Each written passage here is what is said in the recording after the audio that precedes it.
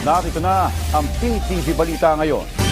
Handang ipakita ni DPWH Secretary Manuel Bonoan ang kanyang Statement of Assets, Liabilities and Net Worth o SALN.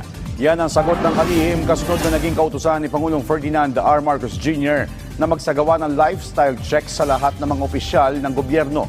Kaugnay nito, bumubuo na ng bagong Anti-Corruption Task Force ang kalihim sa DPWH para busisiin ang mga dawit ng opisyal sa mga questionableng proyekto.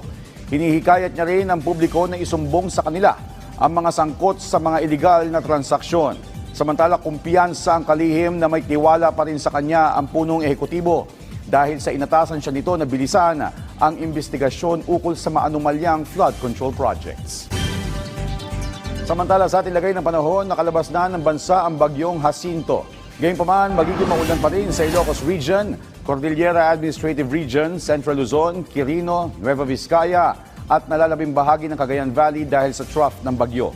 Habagat naman ang magpapaulan sa Visayas, Zamboanga Peninsula, Dinagat Islands, Occidental Mindoro at Palawan, Metro Manila at nalalabing bahagi ng bansa. Dahil dito, posible pa rin ang mga pagbaha at pagguho ng lupa sa mga lugar na malakas ang buhos ng ulan. At yan ang mga balita sa oras na ito. Para sa iba pang updates, i-follow at ilike kami sa aming social media platforms at PTVPH. Ako po si Joshua Garcia para sa Pambansang TV sa Bagong Pilipinas.